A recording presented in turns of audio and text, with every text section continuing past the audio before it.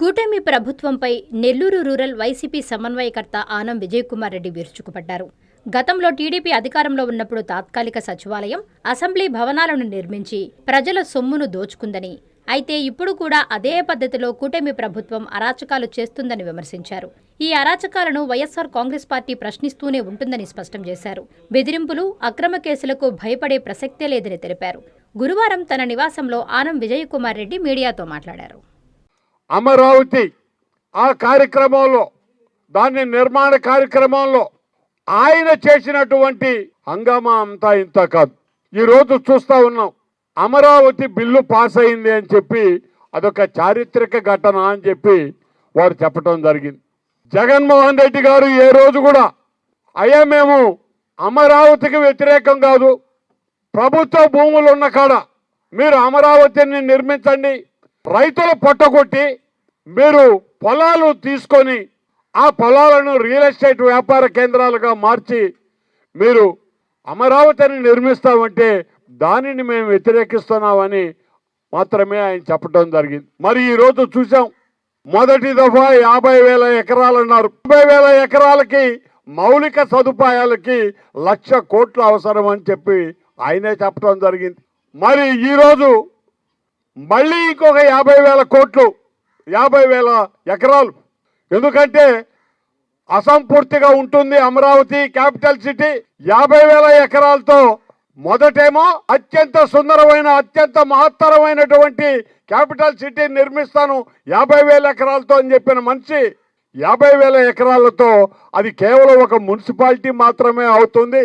మాకు ఇంకొక 50,000 ఎకరాలు రైతులు కనుక ఇచ్చినట్టయితే సంపూర్ణమైనటువంటి క్యాపిటల్ సిటీ నిర్మిస్తామని చెప్పి వారు చెప్పడం జరిగింది. 1,00,000 ఎకరాలకు వారి లెక్కల్లోనే మౌలిక సదుపాయాలు అంటే కేవలం రోడ్లు, డ్రైన్లు, వీటి మాత్రమే దాదాపు 2,00,000 కోట్ల ఖర్చు అవుతుందని చెప్పి గణాంకాలను కూడా ప్రభుత్వమే చెప్పడం జరిగింది.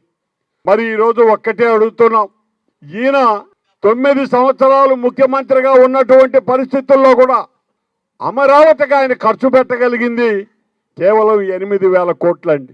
2,00,000 కోట్లు పక్కన పెట్టండి, 50,000 ఎకరాలు మొదటి దఫా తీసుకున్న దానికి మౌలిక సదుపాయాలు కల్పించడానికి 1,00,000 కోట్లు అవసరమైతే ఈయన కాలంలో ఈయన ఖర్చు పెట్టింది 8,000 కోట్ల రూపాయలు మాత్రమే. మరి ఈ లెక్కన ఈ నిర్మాణం ఎప్పటికి పూర్తి కావాలి? 2,00,000 కోట్లు ఎవరి మీద పెట్టి ప్రజల్ని దోచి ఈరోజు అదొక ప్రహసనంగా ఏళ్ల తరబడి, దశాబ్దాల తరబడి నడుపుకొని పోయి రియల్ ఎస్టేట్ వ్యాపారాలు చేసుకోవటం తప్ప అక్కడ ఈ క్యాపిటల్ సిటీ అనేది నిర్మాణం అవుతుందా అనేది ప్రతి ఒక్కరు కూడా ఈరోజు ఆలోచించాల్సినటువంటి పరిస్థితి ఉంది. ఈరోజు ఆయన చెప్తున్నాడు ఎవరు టచ్ చేయలేరు అమరావతిని, బిల్లు పాస్ అయిందని చెప్తున్నారు. అయ్యో మేము ఒకటే మనం చేస్తున్నా, కేంద్ర ప్రభుత్వం, రాష్ట్ర ప్రభుత్వం సానుకూలత కలిగినటువంటి పరిస్థితుల్లో ఏ బిల్లు అయినా కూడా పాస్ అయిపోతుందండి. ఏ బిల్లు అయినా తృణీకరించబడుతుంది అనేది కూడా వాస్తవం. ఇందులో పెద్ద విశేషం అంటూ ఏమీ లేదండి. అమరావతిని అసలు ఎవడు వ్యతిరేకించాల, చట్టపరమైనటువంటి చట్టబద్ధత కలిగినటువంటి ఆ రోజు జగన్మోహన్ రెడ్డి గారు చెప్పినట్టు శాసనసభ మొత్తం కూడా, శాసనసభ వ్యవహారాలన్నీ కూడా అమరావతి విజయవాడలోనే జరుగుతాయని చెప్పి వారు చెప్పారే తప్ప అయ్యా మాకు అమరావతి అనే పేరుతో ఇక్కడ క్యాపిటల్ సిటీ నిర్మించే పనే లేదు, మేము వేరే చోట పెడుతున్నాం అని చెప్పి ఆయన ఏ రోజు చెప్పినటువంటి దాఖలాలు లేవు.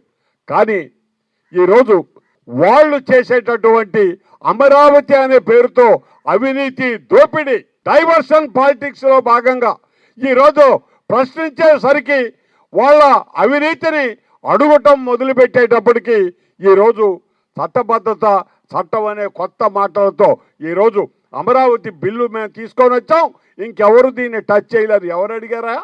ఎవరు టచ్ చేస్తామని చెప్పారు? మీరు చేస్తున్నటువంటి దోపిడీ అయ్యో ఒక్క సదరపు అడుగుకి 14,000 రూపాయలు ఖర్చు.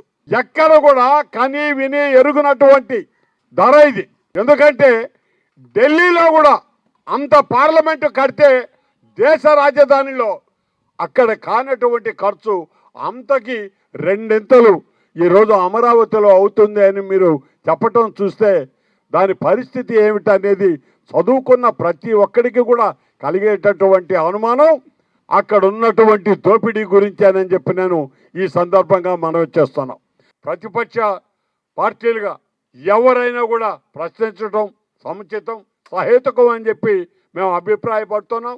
దానికి సమాధానం చెప్పలేక మీరు తప్పుడు కేసులు, తప్పుడు విధానాలతో అక్రమ కేసులు బనాయించి వైఎస్ఆర్ కాంగ్రెస్ పార్టీ నాయకుల మీద కేసులు పెట్టి జైళ్లలో వేయటం అనేది ఎల్లకాలము సాగేటటువంటి చర్య కాదండి. ప్రజలు తెలుసుకున్న రోజు ఎక్కడైతే ఈ దోపిడీ విపరీతంగా అయ్యి రేపు ఈ పెను భారం అంతా మన నెత్తినే పడుతుంది అని అర్థమైన రోజు తప్పకుండా ప్రజలు కూడా మీకు గుణపాఠం చెప్తారని మనవి చేస్తూ, ప్రజా వ్యతిరేక విధానాలు ఏవైనా సరే తెలుగుదేశం పార్టీ అధికార యంత్రాంగం కానీ నాయకులు కానీ చేస్తున్నటువంటి క్రమకంలో వైఎస్ఆర్ కాంగ్రెస్ పార్టీ తప్పనిసరిగా దానిని ఎదుర్కొంటుంది. న్యాయ పోరాటం చేస్తాం. కేసులకు భయపడే పని లేదు, జైళ్లకు భయపడే పని లేదు. తప్పనిసరిగా ప్రజాహితం కోసం, ప్రజాహిత కార్యక్రమాల కోసం మేమందరం కూడా ముందు వరుసలో ఉండి ఈరోజు మా నిరసన గాలం వినిపించేది ఖాయం అని చెప్పి మనవి చేస్తున్నాం. అదేవిధంగా మిమ్మల్ని ప్రశ్నిస్తూనే ఉంటామని కూడా ఈ సందర్భంగా తెలియజేస్తున్నానండి. విద్యుత్ వినియోగదారులకి శుభవార్త. కరెంటు బిల్లు ఎక్కువ వస్తుంది అని బాధపడుతున్నారా? ఏసీ మరియు ఇతర ఎలక్ట్రికల్ గీజర్లు, హోమ్ అప్లయన్సెస్ వాడకంలో పొదుపు చేస్తున్నారా? ఇప్పుడే నిర్ణయం తీసుకోండి.